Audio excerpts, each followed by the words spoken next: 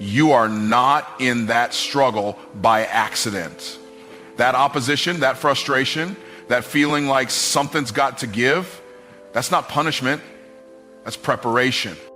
See, when God is getting ready to take you into something major, I'm talking about a breakthrough so big, it will not only bless you, it'll bless generations that come after you.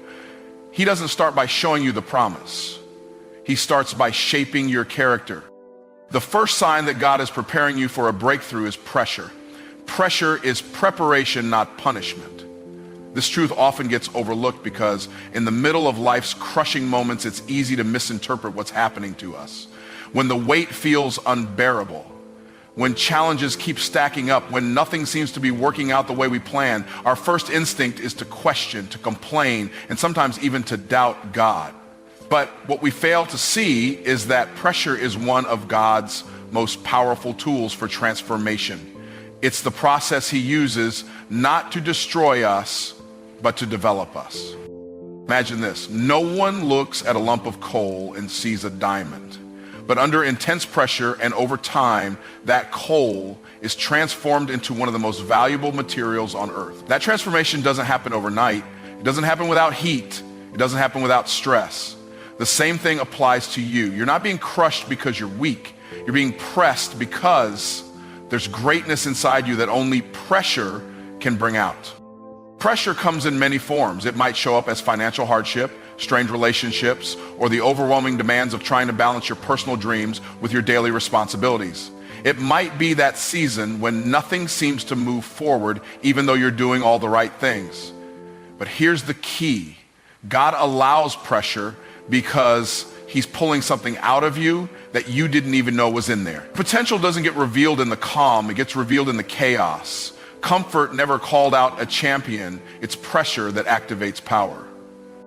There's a principle at work here, and it's this: preparation always precedes promotion. God never elevates without equipping. And the equipping doesn't happen in the spotlight.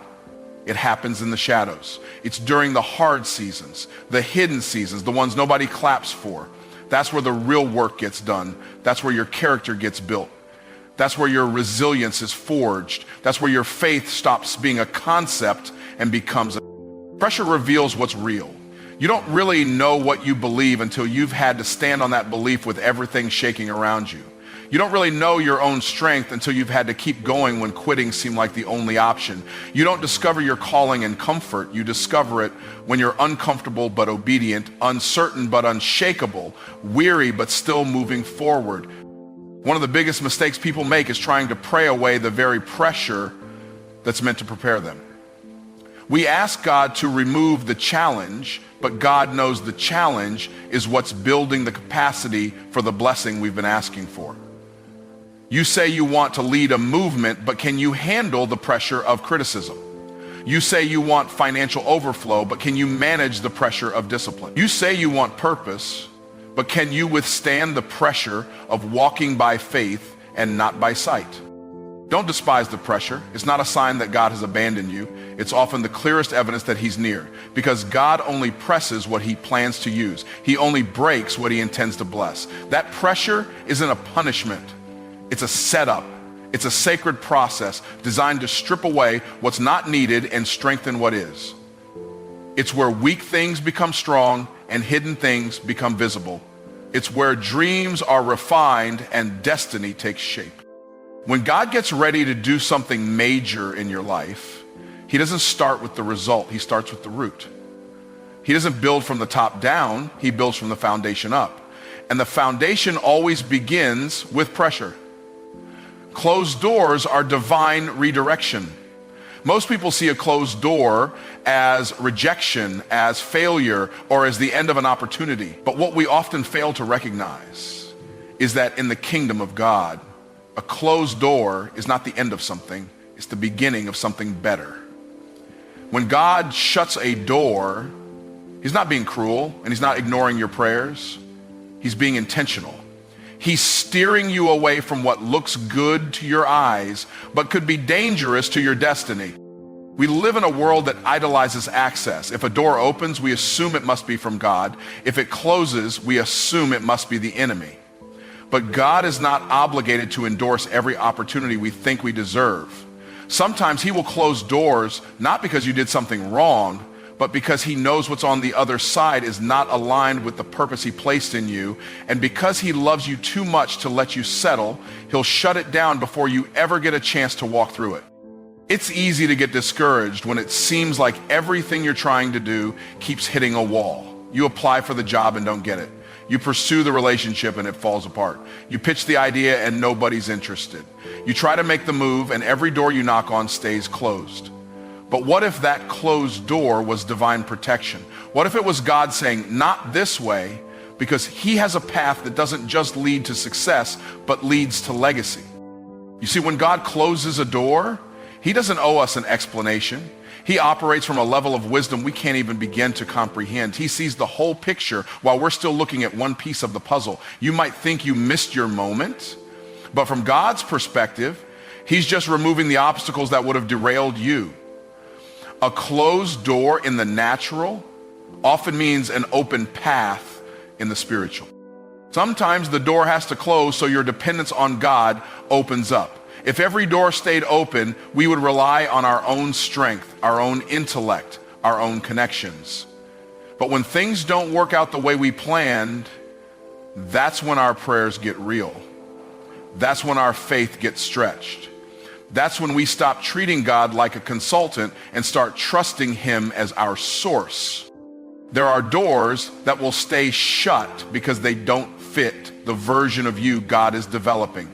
You've outgrown certain environments, certain mindsets, certain circles. If God let you in, you would shrink to fit in. So he shuts the door not to restrict you, but to expand you. Closed doors create the space for growth. They force you to ask better questions. They push you to think higher, move different, and listen more carefully to his voice. A closed door can be a catalyst for creativity. It can trigger innovation. When plan A gets blocked, you start seeing possibilities you never considered. Some of the greatest breakthroughs don't come when everything is working. They come when nothing is working, and you're forced to think beyond your comfort zone. God's redirection is often the birthplace of your next level. And here's the truth. If it was your door, it would have opened. If it was your season, it would have unfolded. God is too strategic to let something pass you by that was truly meant for you. So when you find yourself standing in front of a closed door, don't panic and don't push. Don't try to force your way in. Instead, pause and recognize that this might be the very evidence that God is guiding your steps, not just granting your wishes. Faith requires irrational, not convenient obedience, not logical obedience, not delayed obedience, irrational obedience. The kind that doesn't make sense to your mind but makes perfect sense in the spirit. The kind where God tells you to move before you see the way. The kind where he tells you to sow before you reap. The kind where he asks for trust before he gives details. That's the kind of obedience that unlocks supernatural breakthroughs. God doesn't operate on human logic. If he did, he wouldn't be God. What he asks you to do will often defy your understanding because his thoughts are higher than your thoughts and his ways are higher than your ways.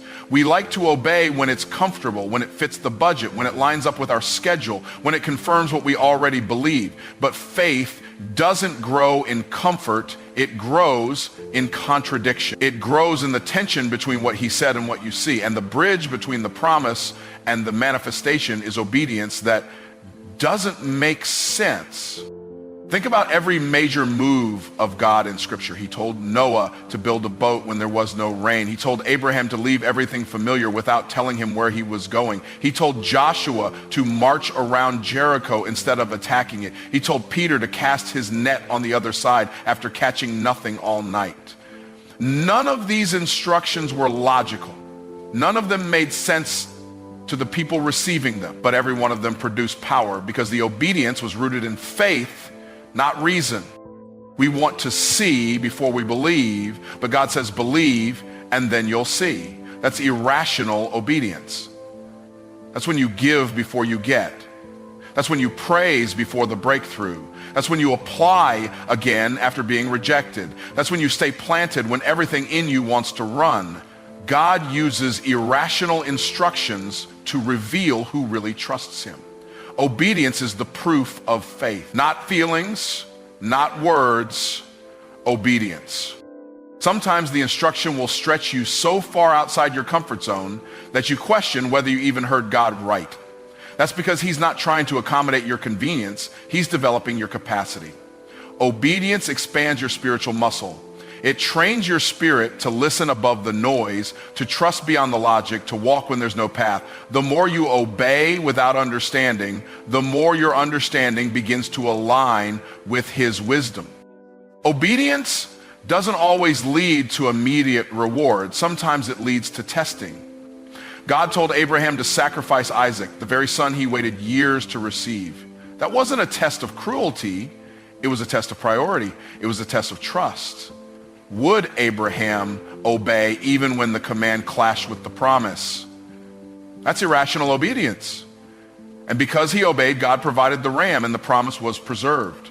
God will test your obedience before he releases the overflow, because he needs to know the blessing won't replace the blesser in your heart. Irrational obedience will make you look foolish to people who walk by sight. They'll question your decisions. They'll say you're being unrealistic. But what they call unrealistic, God calls faith. And faith will always challenge your pride, your plans, and your preferences. It will ask for things that don't add up. It will stretch you to let go of certainty and cling to the word of the Lord.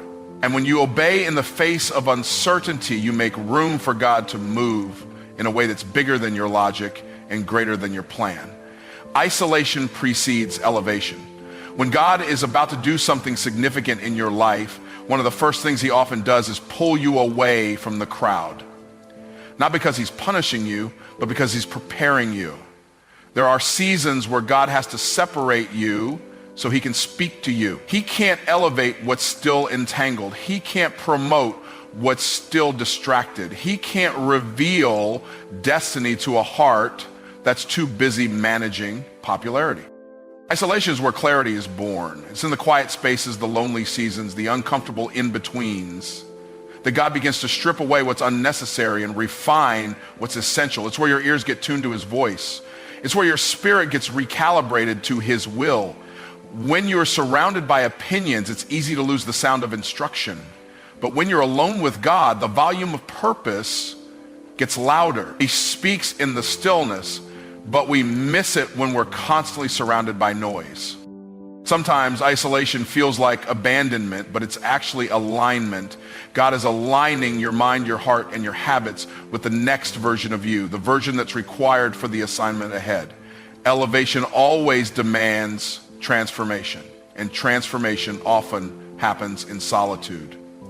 Before God takes you to the platform, he'll take you through the process. Before he hands you the microphone, he'll train you in the wilderness. The wilderness isn't a punishment. It's a classroom. It's where your faith is matured, your character is tested, and your identity is affirmed. Jesus himself experienced isolation before elevation. Before he launched his public ministry, the Spirit led him into the wilderness. Not the devil, the Spirit. Because even Jesus had to endure solitude before stepping into significance. He fasted, he prayed, and he faced temptation. It was a season of intense testing and complete separation from the noise of the world. And it was necessary because the weight of his assignment required the strength of a consecrated life.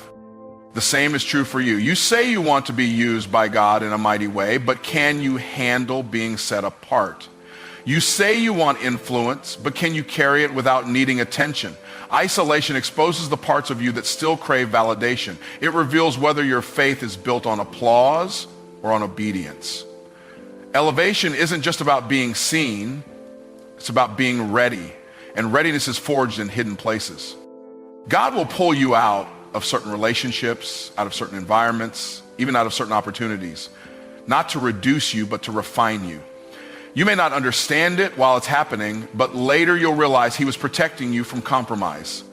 Some connections can't go where God is taking you. Some voices would have distracted you from your assignment. Some atmospheres would have polluted your anointing. So God isolates you to preserve what he's planted in you. There are revelations that only come in isolation. There are downloads that only fall in quiet places. There are visions that only unlock when the room is empty. You've been asking God to speak, but you're still surrounded by noise. Isolation is the invitation to intimacy. It's the space where surface living dies and deep roots are formed. It's where he prepares you in private for what he's about to do in public. You don't build endurance in the spotlight. You build it when no one is watching. You don't learn obedience on the stage. You learn it in the shadows. God uses isolation to stretch your trust, deepen your focus, and elevate your perspective. What looks like being set aside is actually being set apart. What feels like loneliness is actually preparation for legacy. Spiritual shifts signal divine alignment. There are moments in your life when something within you begins to change. It's as though your entire being is realigning to something greater than you could ever imagine. You can feel it in your spirit. It's as if the atmosphere around you has shifted, and suddenly things that once felt ordinary now seem extraordinary. You may not see the full picture, but you sense that something significant is unfolding. These shifts, although subtle, are God's way of preparing you for a move that's about to take place in your life. When God begins to spiritually shift your life, he often starts by rearranging your inner world. He changes your desires, your priorities, your mindset, and your motivations. You might notice that the things you used to enjoy no longer satisfy you. The things you thought were important now seem trivial. What once brought you comfort now feels like stagnation. This internal shift is God's way of refining your character and aligning your heart with his purpose. It's as if he's saying, I'm pulling you out of your comfort zone because I've got something bigger for you. I need you to step into this next season fully equipped, and that means recalibrating the very core of who you are. These shifts often come when you least expect them, and they may feel uncomfortable at first. You may not fully understand why you're being led in a new direction, why relationships are changing, or why doors that used to be open are now closing. But in these moments, it's important to trust that God knows exactly what he's doing. He is not randomly shifting your circumstances. He's aligning everything to fit his divine plan. He's setting you up for the future he's already prepared for you. When God aligns you, he doesn't just move you physically, he moves you spiritually. It's like recalibrating a compass to ensure you're pointed in the right direction. Without this realignment, you might find yourself chasing things that lead to dead ends, pursuing dreams that aren't meant for you, or wasting time in seasons that were never intended for your growth. But once he shifts you, you'll find that doors start to open, opportunities begin to manifest, and the way ahead becomes clear. The path won't always be easy, but it will always be right. A spiritual shift can feel like a transition, a period of waiting, stretching, and growth.